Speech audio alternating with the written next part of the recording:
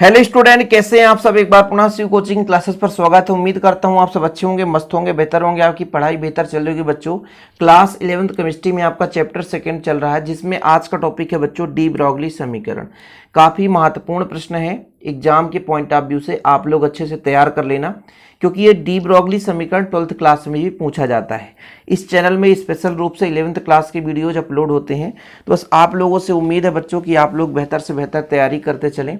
आप लोगों के लिए निरंतर मेहनत कर रहा हूं और ऐसे वीडियो आते रहेंगे। चलिए शुरू करते हैं। देखिए आपका क्वेश्चन कैसे बनता है। कण की द्वैतीय प्रकृति को समझाते हुए डी ब्रॉगली समीकरण लिखिए। क्वेश्चन कैसे बनेगा बच्चों। कण की द्वैतीय प्रकृति को समझाते हुए डी ब्रॉगली समीकरण। तो कण की द्वैतीय प्रकृति के इतिहास के बारे में बात करें तो सबसे पहले हमारे आइंस्टीन साहब थे। उन्होंने 1905 में ही बताया था कि प्रकाश हो चाहे विद्युत चुंबकीय तरंग है, ये कण और तरंग दोनों प्रकार के पाए जाते हैं। मतलब चाहे प्रकाश की बात करें, प्रकाश से जो आने वाले विकिरण होते हैं, चाहे विद्युत वाले जो विकिरण होंगे, चाहे विद्युत चुंबकीय बात करेंगे जो विद्युत चुंबकीय विकिरण होते हैं, इन सभी में तरंग और कण की प्रकृति पाई जाती है। अब इसका मतलब कैसे आप समझोगे कि तरंग और कण की प्रकृति। जैसे मान लीजिए यहाँ पे सूर्य है बच्चों, ठीक है, ये सूर्य है, प्रकाश स्रोत है, और यहाँ से किरण जो चलती है तो एकदम छोटे छोटे कणों से मिलकर बनी होती है, और फिर ये कण जो है एक तरंग का रूप ले लेती है। हो सकता है ये कण कुछ इस प्रकार से मान लो गमन कर रहा है, ठीक है, इस प्रकार से। तो कणों का सूक्ष्मतम समूह एक तरंग का रूप ले लेता है। तो ये सबसे पहले 1905 में आइंस्टीन द्वारा ही बता दिया गया था। इसके बाद हमारे 1924 में लुईस डी ब्रॉगली साहब आए, बोले एक चीज़ हम भी बताते हैं भाई साहब, कि जिस प्रकार से प्रकाश में या विद्युत विकिरण में या विद्युत चुंबकीय विकिरण में कण और तरंग की प्रकृति होती है, उसी प्रकार से है ना द्रव्य कणों में जैसे इलेक्ट्रॉन, प्रोटॉन और न्यूट्रॉन या परमाणु अणुओं में भी द्वैतीय प्रकृति पाई जाती है। और फिर उन्होंने एक समीकरण प्रस्तुत किया जिसे डी ब्रॉगली समीकरण कहते हैं। ठीक बच्चों, समझ में आया कि इसकी उत्पत्ति कैसे हुई, कहाँ कहाँ से इसकी रूपरेखा तैयार करनी है, तो आप लोगों को क्लियर हो जाएगा। सबसे पहले मैंने कहा कि हमारे आइंस्टीन साहब आए थे 1905 में। उन्होंने बताया कि प्रकाश की विकिरण की बात करें, चाहे विद्युत के विकिरण की बात करें, चाहे विद्युत चुंबकीय विकिरण की बात करें, इन सब में जो प्रकृति होती है कण और तरंग दोनों प्रकार की होती है। इसी चीज का अध्ययन करते हुए लुईस डी ब्रॉगली ने थोड़ा सा और समय लिया। 20 साल बाद उन्होंने अपना एक सिद्धांत लाया कि जिस प्रकार से प्रकाश में पाया जाता है ना कण और तरंग की प्रकृति, उसी प्रकार से द्रव्य कणों में भी पाया जाता है। अर्थात इलेक्ट्रॉन, प्रोटॉन, अणु, परमाणु में भी ये द्वि प्रकृति मतलब एक प्रकार से कण और तरंग की प्रकृति पाई जाती है। फिर उन्होंने एक समीकरण दिया बच्चों जिसे डी ब्रॉगली समीकरण कहते हैं। तो कण की द्वैतीय प्रकृति के बारे में आ जाए तो आपको इतना ही लिखना है, यहाँ पर जो चीजें लिखी हुई है। स्क्रीनशॉट प्लीज जल्दी से स्क्रीनशॉट ले लो बच्चों। इसके बाद हम डी ब्रॉगली समीकरण पर चलते हैं।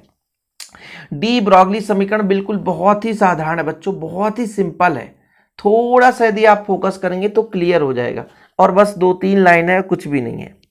डी ब्रॉगली समीकरण के लिए जिस प्रकार से अभी हमने आपसे कहा कि भाई साहब आइंस्टीन का तो समीकरण आप सबको पता होगा कि किसी भी कण पर कितना मान लीजिए ऊर्जा होती है, तो E बराबर m/c²।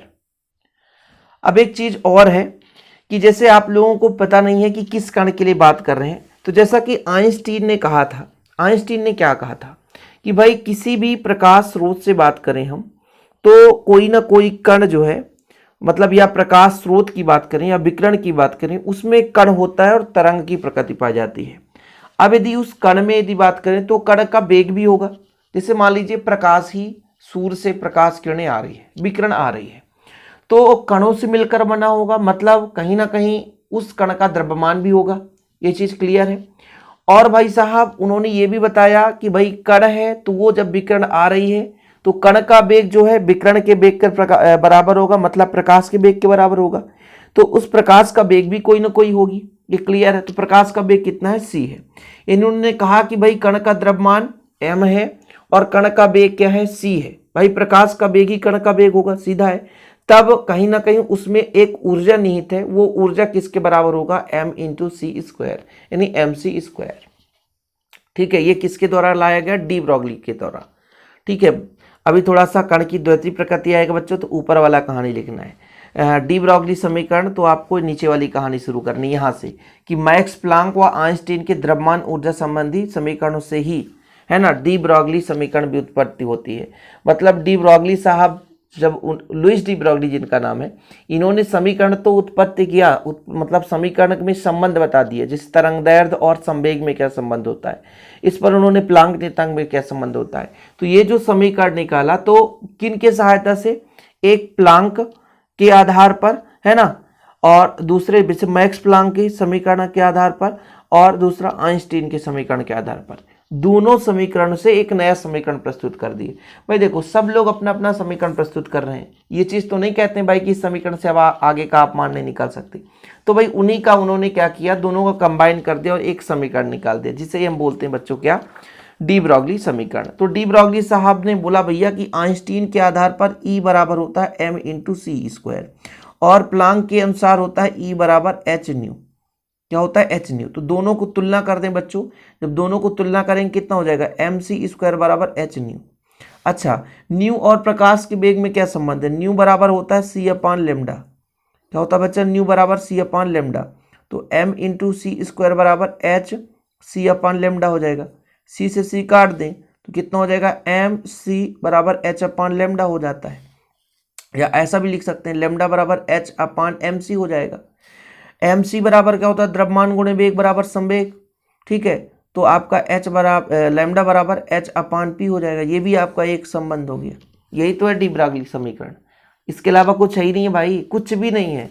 यहाँ पर देखो, माना कि तरंग के कण का द्रव्यमान m है, उसका वेग भी है, वेग c है, यहाँ पर प्रकाश का वेग है इसलिए c लेकर चलेंगे। तब द्रव्यमान कण के लिए आइंस्टीन समीकरण E बराबर एम सी स्क्वायर होता है। चीजें क्लियर है। प्लांक के अनुसार बच्चों E बराबर h न्यू है, जहाँ h क्या है, एक प्लांक नियतांक है, जहाँ h क्या है, एक प्लांक नियतांक है। इन दोनों में देखो, यहाँ पे भी E है, यहाँ पर भी E है, मतलब दोनों समीकरण में E दिख रहा, ऊर्जा दोनों में, तो दोनों को क्या कर देंगे, तुलना कर देंगे।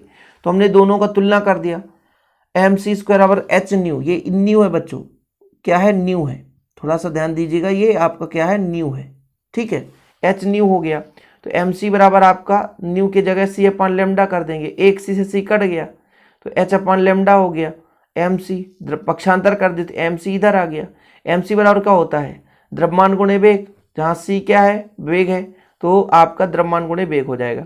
तो एम सी, इसके जगह यदि हम p लिखेंगे तो लेमडा बराबर h अपान p हो जाएगा। बस खत्म कहानी। यही डी ब्रोगली तरंग समीकरण है, कुछ भी नहीं है भाई, कुछ भी नहीं। डी ब्रोगली समीकरण कुछ भी नहीं है।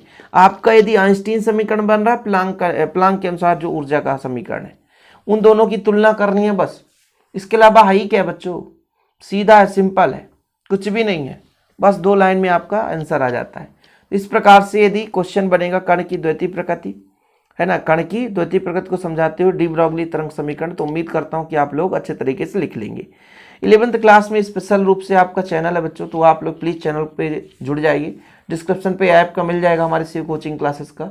यदि आपको नोट्स लेना है तो कॉन्टैक्ट नंबर 9685299149, 9685299149, इस नंबर पर आप कॉन्टैक्ट करके नोट्स ले सकते हैं। बीच बीच में भी कीड़े आने लगते हैं पढ़ने के लिए, क्योंकि लाइट का प्रयोग किया जाता है और लाइट ज़्यादा मात्रा में बच्चों, इसलिए आप लोग बिल्कुल निश्चिंत रहा करें, टेंशन ना लें। ओके, आज के लिए इतना ही, मिलते हैं अगली वीडियो के साथ बच्चों। जय हिंद, वंदे मातरम।